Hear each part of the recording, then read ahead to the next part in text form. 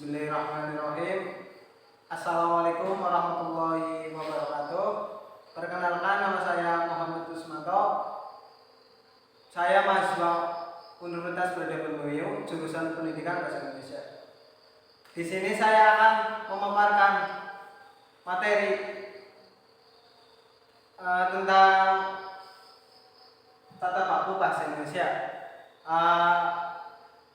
Berikut yang saya akan memaparkan. Pertama, ada huruf. Huruf dalam abjad bahasa Indonesia ada 26 seperti di dalam tabel yang sudah ada di ejaan bahasa Indonesia. Dan di dalam tabel di panduan EYD ada dari A sampai Z.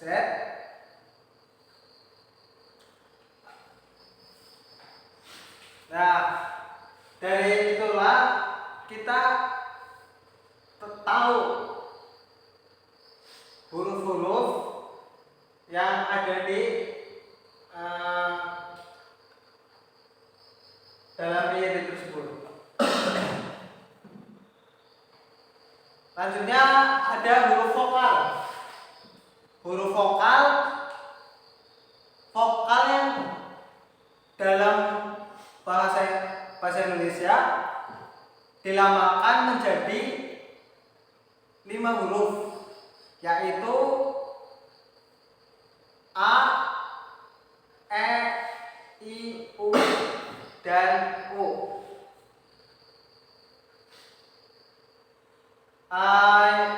Selanjutnya ada huruf konsonan.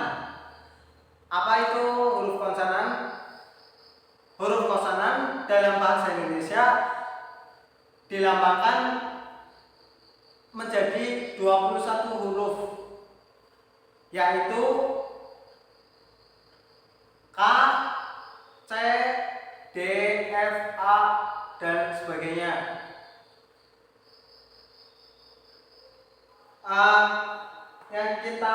Yang sudah kita tahu, yang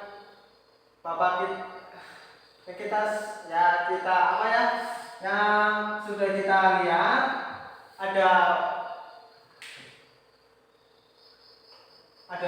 huruf-huruf yang sudah diperjelas. Nah, selanjutnya ada gabungan huruf vokal. 1. Monofolog.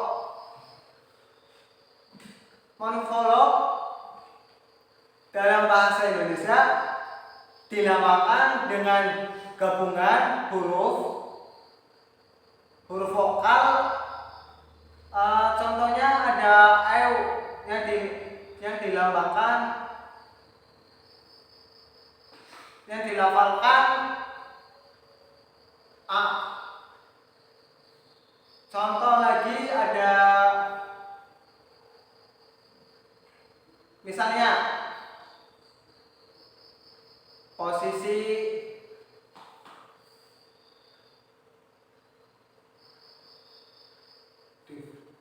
diftong dalam bahasa Indonesia dilambangkan dengan gabungan huruf vokal. Misalnya ada huruf I, U, E, dan OI. Nah, berikutnya ada gabungan huruf konsonan. Huruf konsonan K, H, T, dan sebagainya melambangkan satu bunyi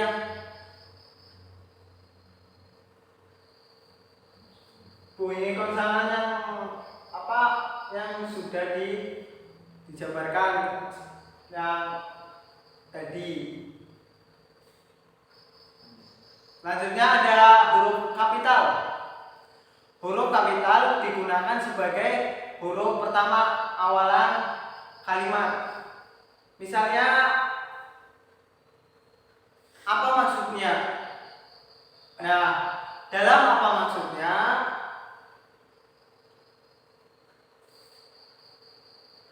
kata apa maksudnya itu yang kata yang di depan, yang dipertanyakan. Huruf kapital yang digunakan sebagai huruf pertama unsur nama orang termasuk julukan. Contohnya ada Amir Hamzah. Sebagai huruf pertama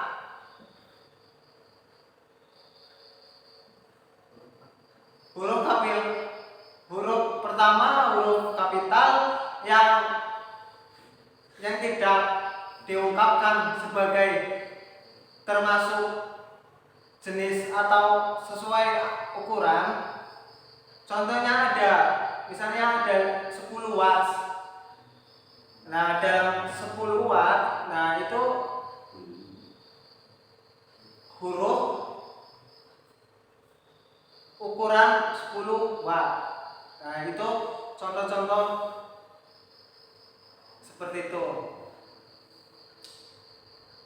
Nah, selanjutnya ada huruf kapital yang digunakan pada nama orang yang seperti pada nama ID, teori hukum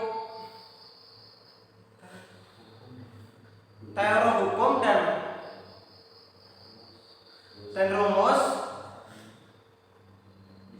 Misalnya ada teori Darwin. Nah, dalam teori Darwin, dalam teori Darwin tersebut ada huruf kapital yang tidak digunakan untuk menuliskan huruf pertama atau katanya bermaksud seperti bin dan bintik. Contohnya Asep bin Ainun. Nah, dalam kata Asep yang kata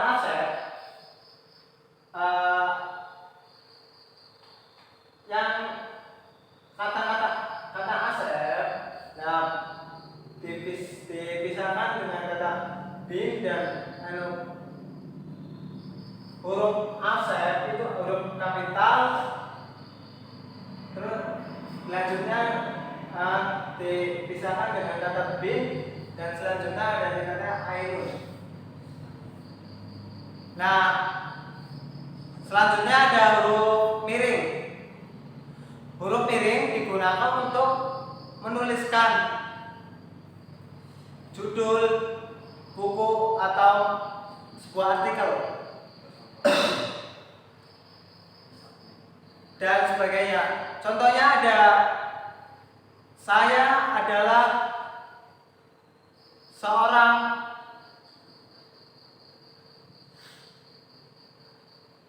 puisi, penyetus atau penulis.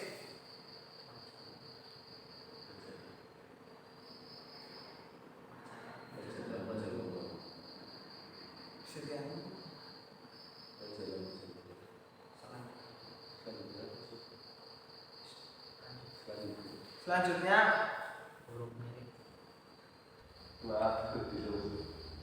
selanjutnya ada huruf tebal.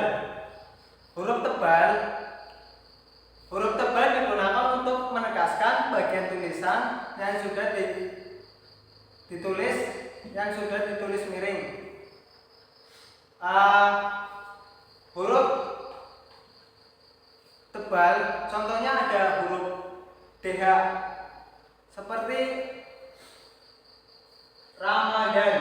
Nah, dalam kata Ramadan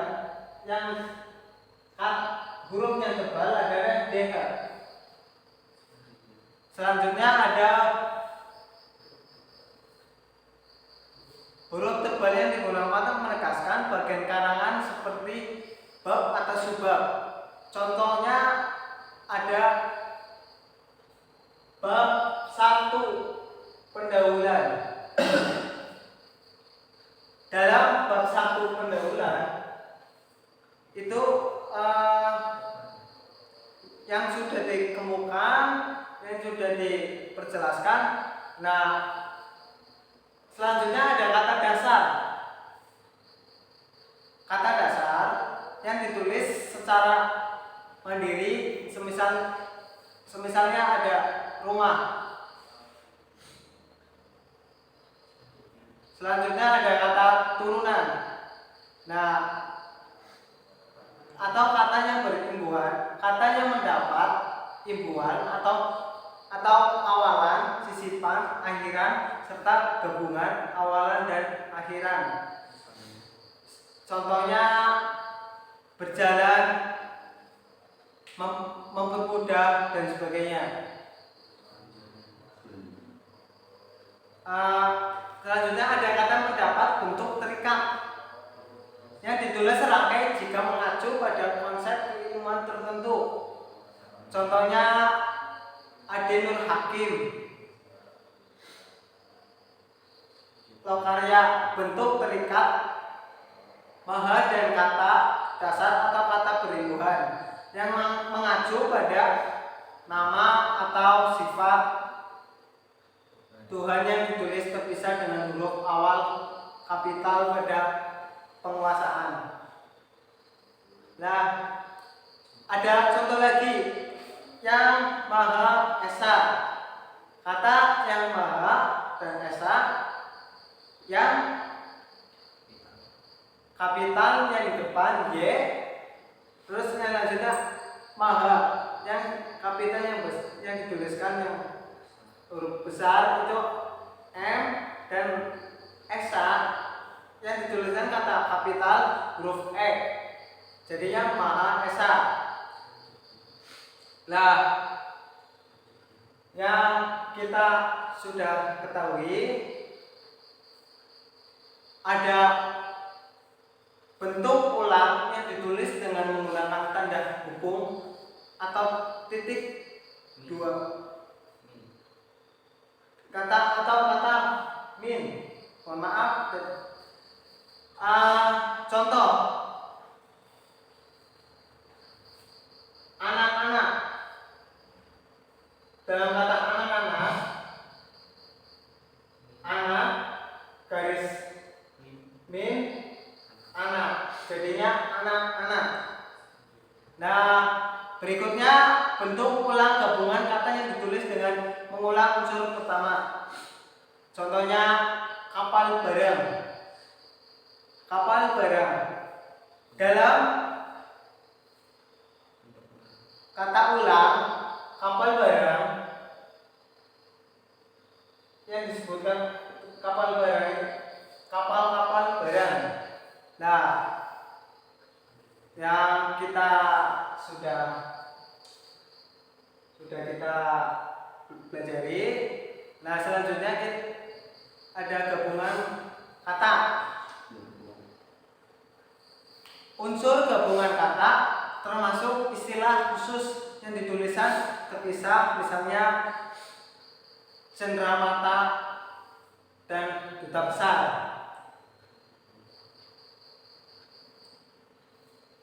Gabungan kata yang mendapat awalan dan akhiran sekaligus ditulis serangkai. Contohnya dipalat ganda, dilipat gandakan. Nah, ada lagi contoh menggandakan. Nah, contoh-contoh berikut yang sudah kita contohkan. Nah, kita ada gabungan kata yang hanya mendapatkan awalan atau takdiran ditulis terpisah. Misalnya bertepuk tangan. Misalnya tepuk tangan. Nah, dalam tepuk tangan, bertepuk tangan, kata yang berpisah adalah ber. Jadinya bertepuk tangan. Nah, ya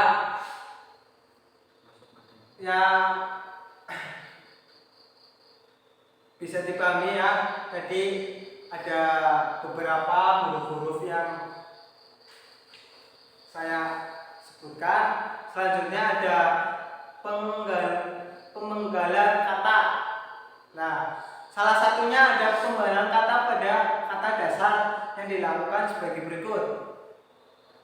Jika di tengah kata terdapat huruf vokal yang berurutan, pemenggalan dilakukan di antara kedua huruf vokal itu. Misalnya buah. Nah, dalam pemenggalan dalam kata buah yang penggalan ada bu dan a. Jadinya buah. Nah, berikutnya ada monoflog, monoftong. Monoftong contohnya eu, tidak dipenggal. Nah, ada lagi ciluncang. Nah, itu yang sudah dijelaskan seperti kayak tadi. Selanjutnya ada kata diftong. Contohnya ada ai, au, e, dan oi. Kata yang tidak dipenggal. Misalnya pandai, saudaraku. Misalnya, nah, yang kalian ketahui huruf-huruf yang kita pelajari. Selanjutnya ada kata depan. Nah, apa sih kata depan? Kata depan seperti di ke dan dari ditulis terpisah dari kata yang mengikutinya. Contohnya ada di mana kau sekarang. Dia ikut terjun ke jurang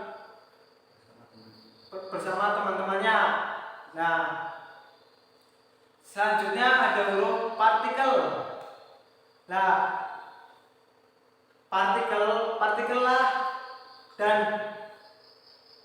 tah dan ditulis serangkai dengan kata yang pendahuluannya. Misalnya, bacalah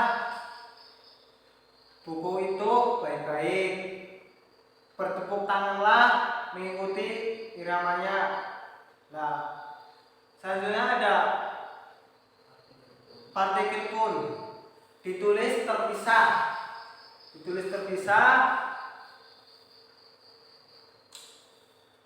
Dari kata yang mendahulunya. Misalnya, apapun permasalahannya muncul, dia dapat mengatasinya dengan bijaksana.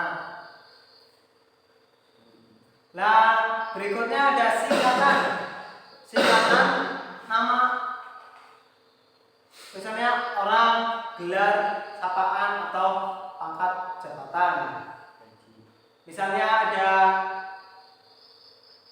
Haji Jalaluddin. Singkatannya H. Jalaluddin. Anaknya Haji Jalaluddin. Nah, selanjutnya ada singkatan termasuk akronim yang terdiri atas huruf. Setiap kata yang ditulis dengan huruf kapital tanpa tanda titik.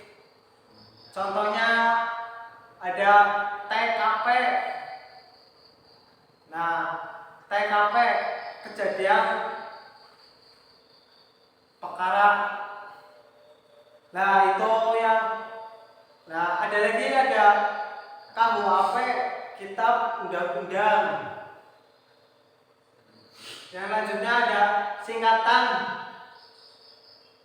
Singkatan terdiri atas lebih dari 2 huruf yang lazim digunakan dalam dokumen atau surat menyurat diikuti dengan tanda titik. Contohnya ada lagi, misalnya DKK dan kawan-kawan dan lain-lain dan sebagainya. Nah, berikutnya ada kata ganti ku, ka, kemudiannya. Kata ganti ku dan kam ditulis rangkai dengan kata yang mengikuti, sedangkan kemudiannya ditulis rangkai dengan kata.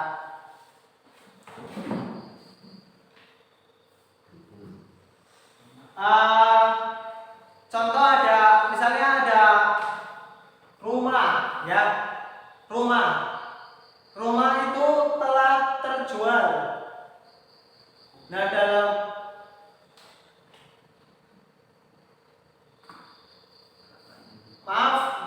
rumah itu telah kujual. Nah, dalam rumah itu telah kujual.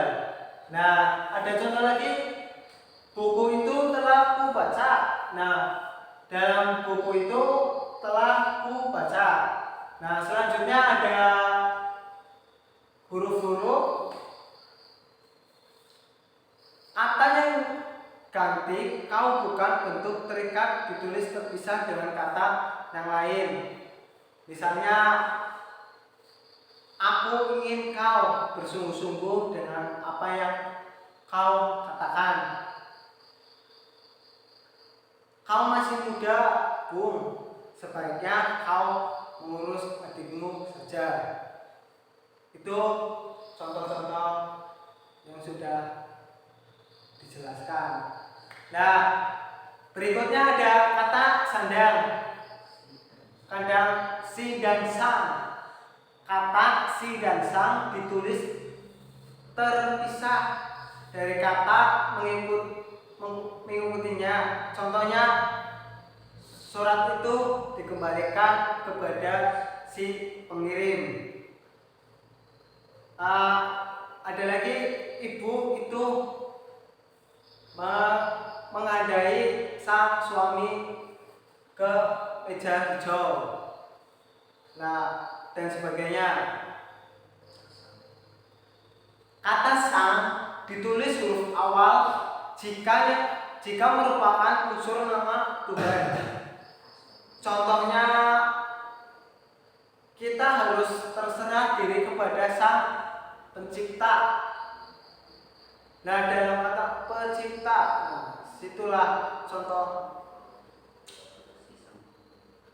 Nah, berikutnya ada tanda titik.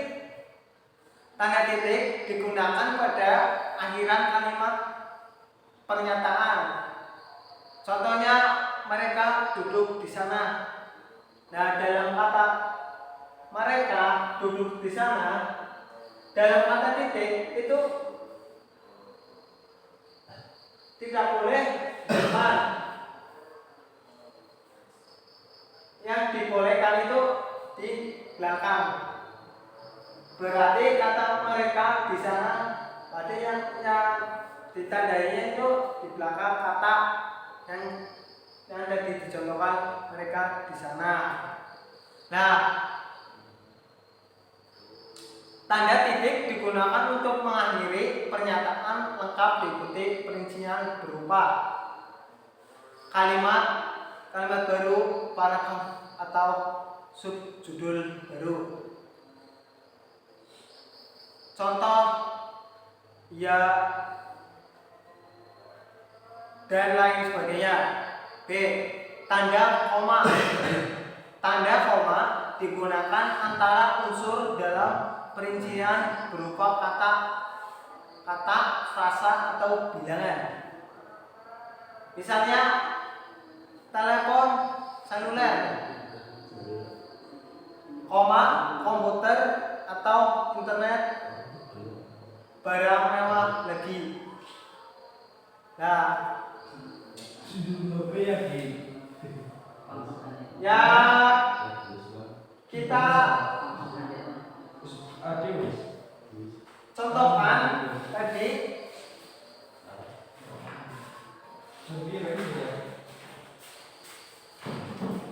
Telepon seluler dan komputer atau internet dalam tanda koma itu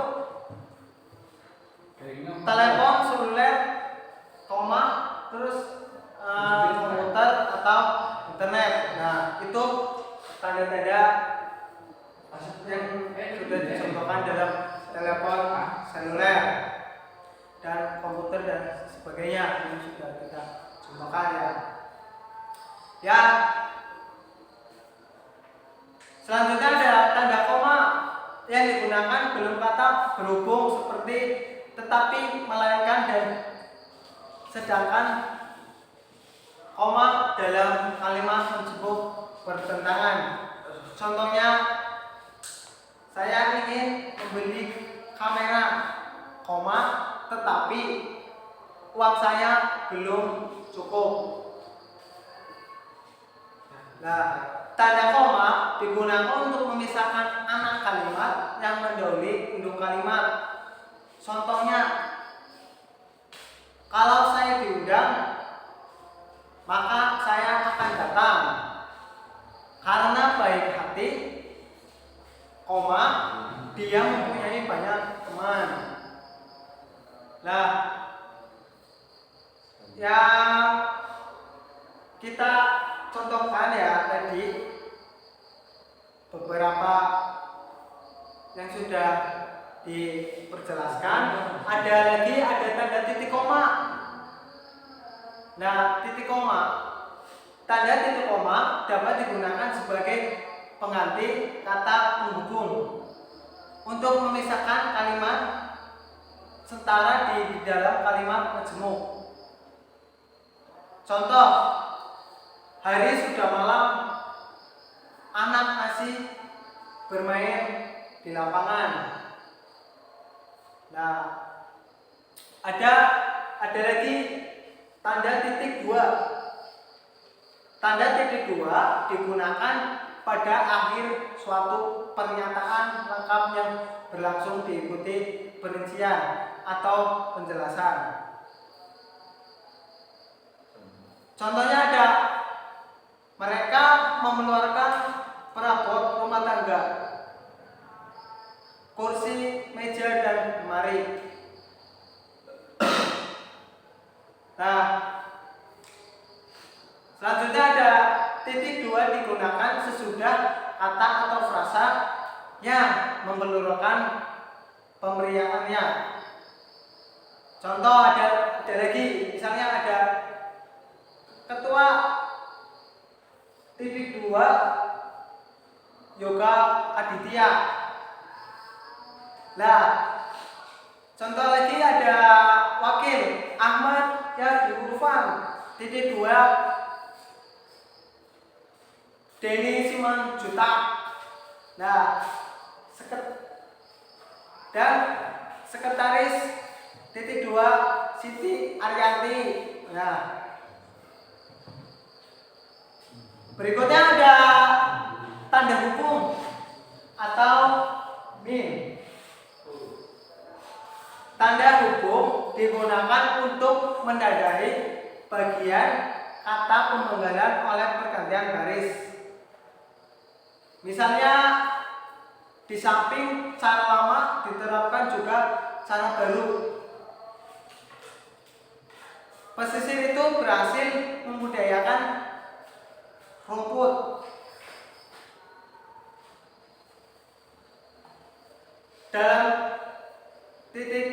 Dalam tanda titik min, contoh dalam rumput, rum, garis min, put.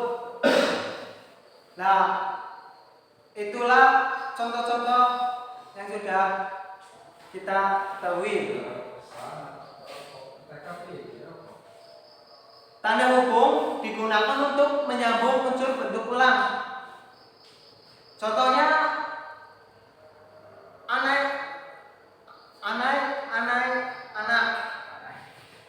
Nah, dalam kata anak. Nah, dalam kata tanda min atau tanda hukum, anai, strip atau garis min atau tanda hukum anak-anak. Nah,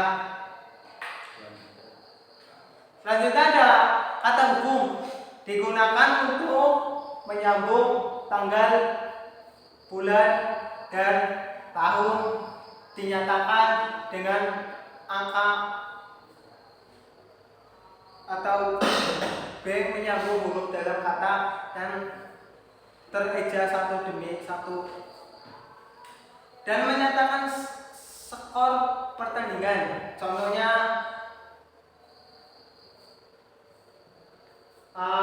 ada 11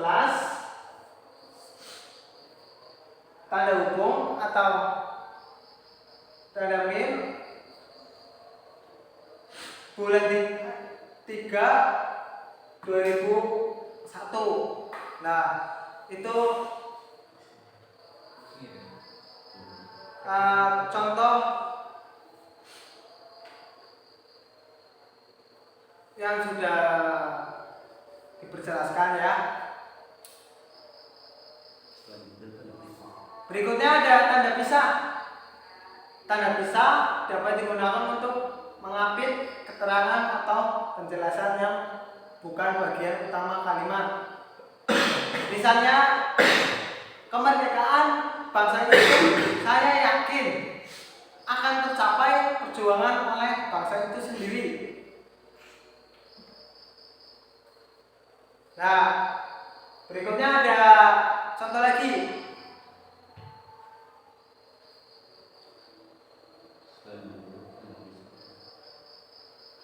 Tanda pisah dan dapat digunakan untuk mengapit keterangan atau penjelasan.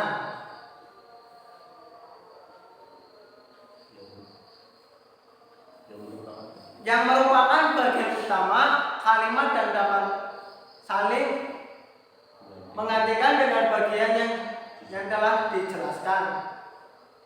Misalnya ada Soekarno, Hatta, proklamator. Dalam kata Soekarno, Hatta, Soekarno huruf hukum, terus garis miring proklamator. Tanda pisah digunakan di antara dua bilangan. Contohnya ada bilangan tanggal, hari, bulan, atau tahun. Yang berarti sampai dengan atau sampai ke misalnya tahun 2019 sampai 2024. Nah, yang sudah kita ketahui tadi. Nah, berikutnya ada tanda tanya. Tanda tanya digunakan di akhir kalimat tanya. Contohnya, siapa pencipta lagu Malaysia? Nah, dalam kata siapa pencipta lagu Malaysia,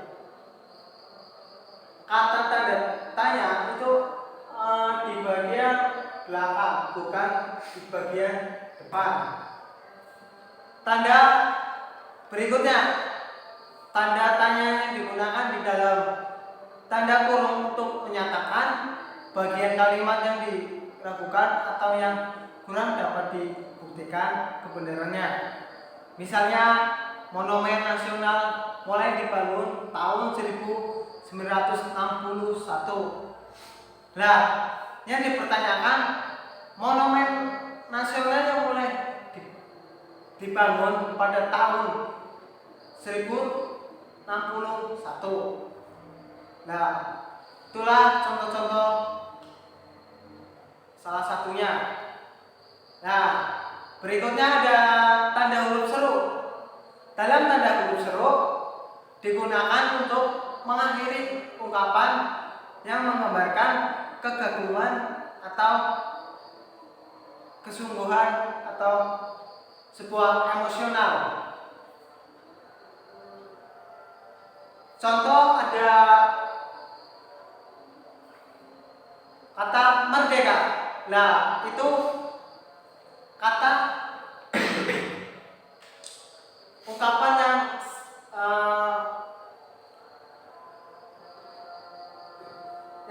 itu seru, merdeka. Soalnya kata merdeka itu menandakan kekaguman atau keseruan yang telah diperoleh. Nah, itu sebuah contoh ya, sebuah contoh bukan apa-apa.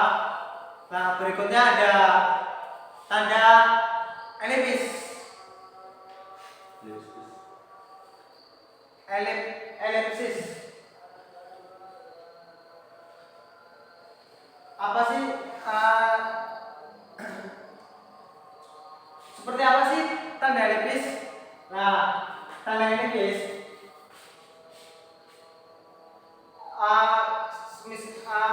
di dalam buku atau di dalam komputer, tanda elipsis biasanya digunakan di dalam buku atau komputer. Itu misalnya ada titik-titik 3 itu merupakan tanda elipsis. Nah, tanda elipsis digunakan untuk menunjukkan bahwa dalam suatu kalimat kutipan ada bagian yang dihilangkan atau tidak bisa disebutkan. Contohnya penyebab kemerosotan titik-titik akan diteliti lebih lanjut. Nah, penyebab kemerosotan, nah itu yang dalam titik-titik itu tanda elipsis yang akan diteliti lebih lanjut. Itu contoh, misal itu sebuah contoh. Nah, berikutnya ada tanda petik. Tanda petik digunakan untuk menggapit petikan langsung yang berasal pembicaraan, naskah atau bahan tulisan lainnya. Misalnya merdeka mati, seru Bung Tomo dalam pidatonya. Nah, berikutnya ada tanda petik digunakan mengapit judul puisi, judul lagu, judul makalah, judul naskah atau sebagainya.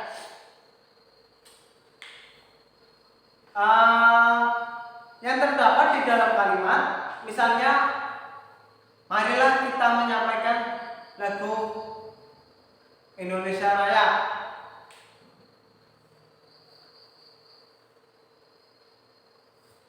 Selanjutnya ada tanda petik tunggal. Nah, tanda titik tunggal digunakan untuk mengapit perhatian terdapat dalam petikan lain. Misalnya, tanya dia, kau dengar bunyi kring kring kring tadi. Nah, tanya dia, kau dengar bunyi kring kring tadi.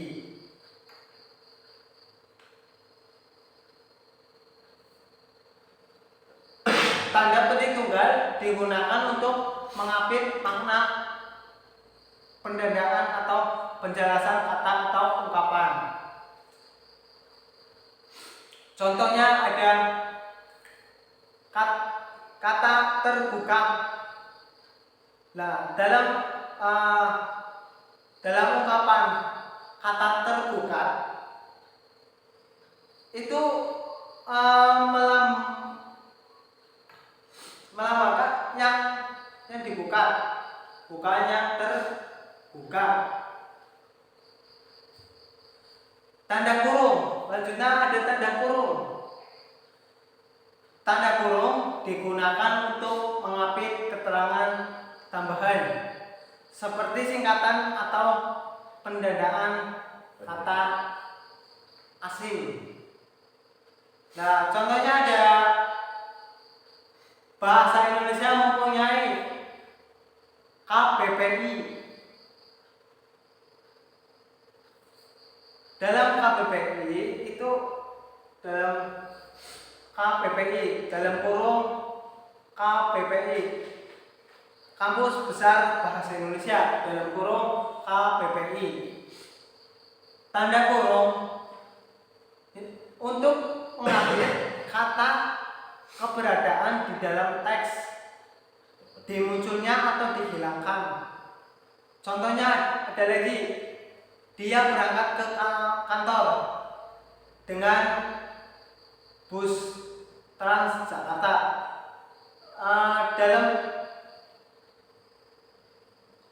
Dalam kurung itu kata bus, berangkat ke kantor dengan bus Transjakarta. Berikutnya ada garis miring. Garis miring yang ada di laptop atau di buku, atau di sebuah majalah atau sebuah televisi. Tanda garis miring digunakan dalam nomor surat, nomor pada alamat dan sebagainya.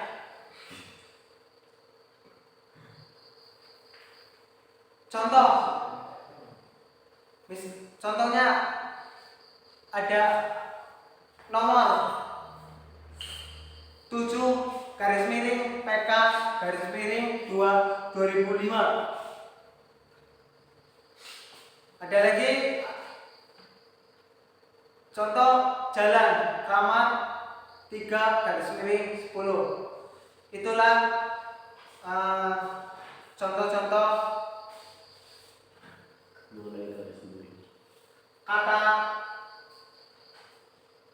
kata-kata dalam huruf garis miring yang sudah dijelaskan yang kita pahami. Nah, tanda garis miring digunakan sebagai pengganti kata dan atau serta setiap, misalnya ketua garis miring anggota.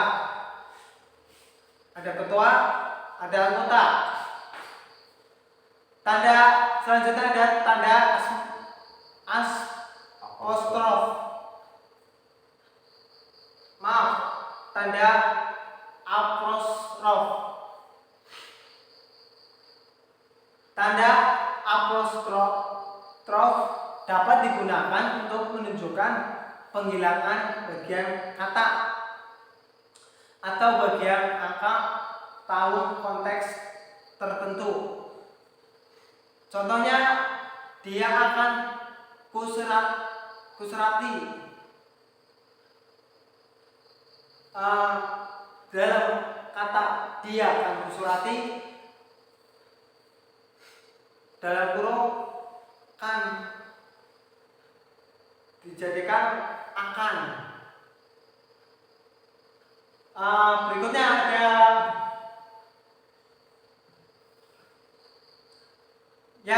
terima kasih terima kasih atas perhatiannya dan waktunya. Semoga yang kita pelajari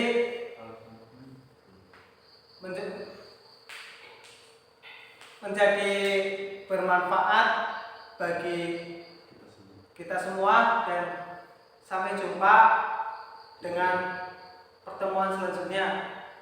Terima kasih dari saya. Sekian. Wassalamualaikum warahmatullahi wabarakatuh.